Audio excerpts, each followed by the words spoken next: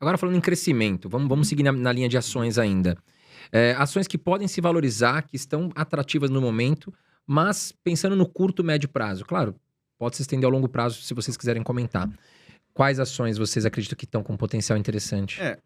O Brasil ele não é um país de forte crescimento já faz algum tempo.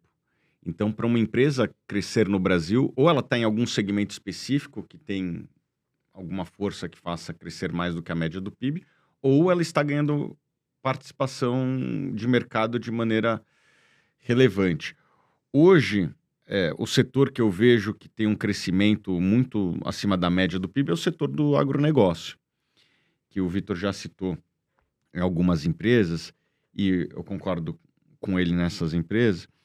E um cuidado que os investidores têm que ter é que, apesar de eu acreditar que o agronegócio vai continuar crescendo, daí eu posso falar o porquê que eu acho que vai continuar crescendo, o lucro não fica distribuído de maneira igualitária ao longo da cadeia. Alguns negócios, eles empossam mais lucro do que outros. Por exemplo, eu não gosto de investir no segmento de distribuição de insumos, né? Ali é uma cadeia muito alavancada, as margens são baixíssimas, é o varejo do agro. É um segmento mais arriscado. Eu preferiria estar depois, quem sabe comprar fazendas, ou antes na questão da fabricação desses insumos. Então, eu prefiro investir nessas pontas da cadeia, ao invés de investir no varejo do agronegócio. Uma coisa legal do agronegócio é que ele é muito voltado para o mercado externo. Então, essas agitações que existem no Brasil impactam muito pouco o agro brasileiro, em alguns casos até ajuda, porque se o dólar sobe, a competitividade do Brasil ela melhora. Então, isso é algo que é importante para o investidor lembrar na hora de fazer a diversificação da sua carteira, porque muitas vezes o cara tem banco, tem elétrica e tal, mas na hora que você compra uma empresa do agro, você está investindo mais na China do que no Brasil, mais na Índia do que no Brasil. Isso eu vejo pouca gente falar, mas a exportação de soja do Brasil é mais de 50% para a China, né? Então, uma empresa de soja, ela para mim é uma empresa chinesa com sede no Brasil. Tem um crescimento muito mais voltado para o mercado asiático e, quem sabe, aí o africano ao longo do tempo, do que o Brasil. Porque o Brasil, a população já não cresce mais tanto, a renda também não cresce mais tanto. Então, o agro voltado para o Brasil, ele não tem um crescimento tão grande. Agora, o mercado internacional vai continuar crescendo. E por quê? Primeiro, a urbanização da Ásia, né? As pessoas tendo mais renda vão consumir mais proteína. A definição assim de classe média é o cidadão que consegue comer 200 gramas de proteína, um frango, um pedaço de bife. E isso vai muita soja, vai muito grão, né? Para produzir 1 quilo de frango, vai 3, 4 quilos de grãos. Então, da onde que vai vir esse grão?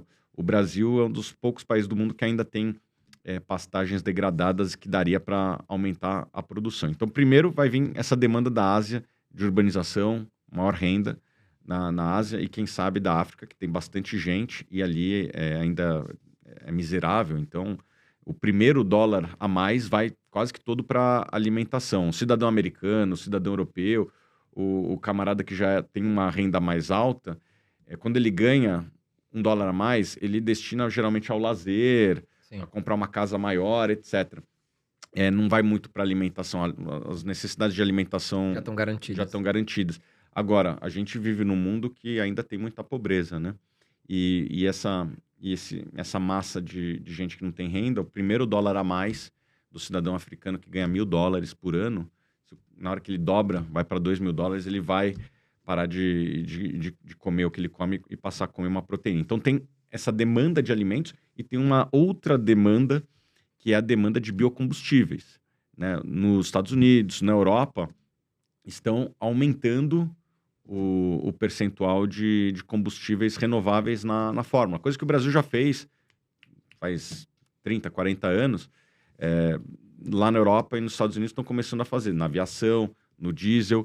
Então, isso aí vai aumentar a demanda por combustíveis que vêm muitas vezes dos grãos, né? Tem etanol de milho, tem diesel feito de grão de soja. Então, vai ter essa demanda de alimentos e a demanda de biocombustíveis.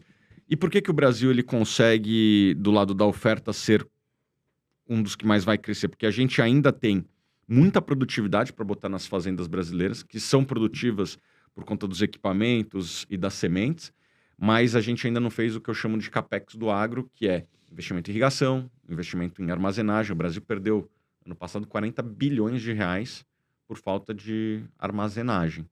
É um dinheiro que ninguém ganhou. Assim, o produtor foi lá, tomou um risco, produziu e daí perdeu porque não tinha capacidade de estocagem. Então, o Brasil tem produtividade para adicionar nas fazendas e tem também fazendas que não são utilizadas hoje porque são pastagens degradadas. Então, dá para botar produtividade nessas fazendas que não estão sendo utilizadas também. Mas qual seria a empresa, no caso? Eu acho que essas duas empresas que o Vitor falou, eu gosto bastante. São empresas que estão mais para a parte de insumos, né? Eu gosto de outras duas empresas que eu não falei. Aliás, posso falar uma terceira empresa aqui. Eu gosto da Brasil Agro, né? Quando você falou de comprar fazendas, eu imaginei que você ia falar Brasil Agro. Ela tem eu diria que ela é quase que a incorporadora do agro, né? Assim, a Cyrela do agro. Inclusive, a Cyrela foi sócia lá atrás. Qual que é o business dela? Ela é comprar uma fazenda um pouco produtiva, fazer os investimentos necessários e vender. Não é carregar o ativo. Óbvio que ela carrega até encontrar um comprador. E paga bons dividendos, né, Thiago? Se pegar aí os últimos anos, ela vem pagando dividendos altos, né, Sim, a Brasil Agro. Por conta dessas vendas. Não são é um dividendo que o pessoal tem que tomar cuidado. Recorrente. Que é pontual, né? Não, pode até ser que seja recorrente, mas é provável que tenha algum componente de volatilidade aí. Por quê? Porque ela está pagando esses dividendos fruto de venda de fazendas. É o business dela vender fazendas. Só que, às vezes... ela não vende ela não vende, sei lá, uma fazenda de 300 milhões por ano. Sim. Ela vendeu uma de 700, ela vai passar 2 anos sem vender, ela tem essa volatilidade de pegar resultado. a média nos últimos 5 anos, a gente vai ter um dividendo legal, né? Sim. Mas não anualmente um dividendo alto, digamos assim. Tem uma certa ciclicalidade, porque às vezes estão pagando bem nas fazendas, às vezes não estão, então ela segura. Mas é uma empresa que eu gosto bastante. SLC tem um perfil um pouco diferente da Brasil Agro. Já é uma empresa que tem fazendas e quer segurar por longo prazo. E tem crescido muito a parte de serviços para terceiros, né? O chamado arrendamento. Então, se você tem uma fazenda grande, mas você não quer tocar, a SLC tem se posicionado muito bem no serviço, né? Então, ela faz tudo para você, cuida da sua fazenda. Ela opera, né? Ela opera. E isso é muito bom para o acionista de SLC, porque não vai tanto investimento. A rentabilidade na área de serviços, ela é bem maior, porque não vai muito capex, né? Não precisa comprar a fazenda, você está operando a fazenda de um terceiro. Então, eu acho que essa é outra empresa muito interessante. E uma terceira empresa aqui, a Kepler Weber, que produz os silos, né? Que tem uma escassez enorme no Brasil. É um negócio que é difícil de importar. Então, a questão local importa. E silo vai ter uma demanda enorme nos próximos 10 anos. Os concorrentes não são tão grandes, não têm acesso a mercado de capitais de maneira tão pujante quanto a Kepler. Então, essa é uma outra empresa que eu recomendo ficar de olho. E daí é mais uma questão de preço. Assim, daí, acho que essas são 3 empresas que têm um histórico de lucratividade e que estão fora dessa meiuca aqui. A 3tentos tem um pouco disso, mas estão fora dessa meiuca do varejo, que eu tô fora do varejo do agro. E você, Vitor? Comprar terra agrícola e energia. Vou falar por quê e depois o como. O Thiago falou que as pastagens degradadas vão virando terras de agricultura. A agricultura renda muito maior do que pecuária, e ainda mais em terra degradada. Só que a gente recebeu um estudo que essa transformação ela ainda tem uns 14 anos pela frente.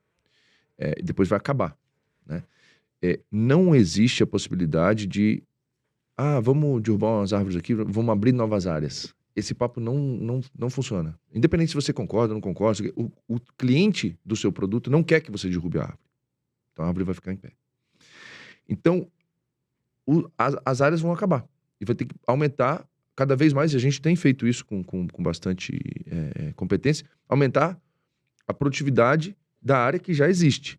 Então, em algum momento, terra já se valorizou e em algum momento terra vai dar mais uma boa valorizada e investimento direto em terra agrícola para ganho de capital, para crescimento. Eu acho que é uma boa. Para renda não é uma boa, porque o arrendamento... Você vai arrendar uma terra, sei lá, 15 sacas de soja por hectare, e a terra vale, sei lá, 400, 500 sacas de soja. Isso vai dar 2, 3, no máximo 4% ao ano de renda. Então, não é um ativo para renda, é um ativo para ganho de capital. Então, por isso, eu acho porque vão acabar, então acho que o valor desse negócio vai subir. E como faz isso? Tem ainda poucos, mas tem fiagros que investem diretamente em terra. Então, tem o Suno Fazendas, né? Tem alguns outros fundos que são para investidor qualificado, e aí o investidor precisa tomar cuidado na hora de escolher o fundo. São poucas opções, mas existem. E 2, energia. Com hidrogênio, o mundo está avançando, né? A gente fala de inteligência artificial, as máquinas precisam de muito mais energia para processamento e tudo mais. Então, o consumo de energia é só para cima, é só crescimento. Então, pode escolher uma boa geradora de energia ou, eventualmente, um fundo que faça desenvolvimento de plantas de energia, que é o Suno Energias Limpas, SNEL.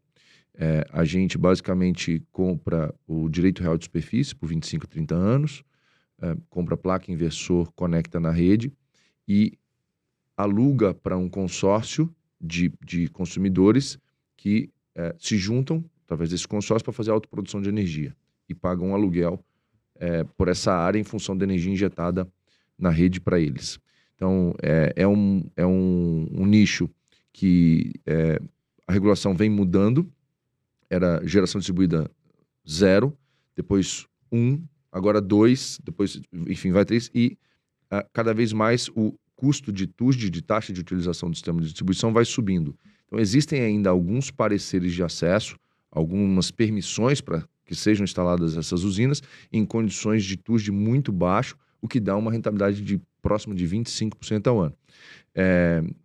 Esse negócio de 25% ao ano não vai durar para sempre, senão a gente parava de investir em tudo para investir só nisso, né? Isso também tem um capacete, tem um tamanho máximo, porque os pareceres de acesso que foram emitidos até dia 6 de janeiro do ano passado são GD1, dali para frente, de 7 de janeiro para frente, já são GD2. Então, assim, enquanto existirem pareceres de acesso e são cada vez mais raros, vai ter oportunidade de investir essa taxa de 25% ao ano. Depois vai cair para 18%, depois, enfim, 14%, etc.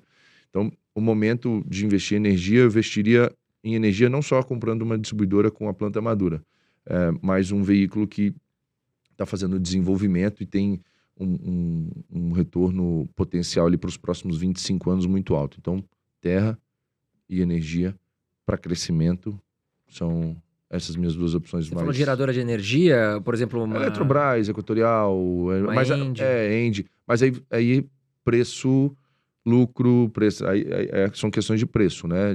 São muito boas, mas você tem que tomar cuidado para não pagar caro numa Taesa, por exemplo, que é uma excelente empresa, só que se você comprar muito caro, o investimento não fica excelente, apesar de ela ser uma excelente empresa.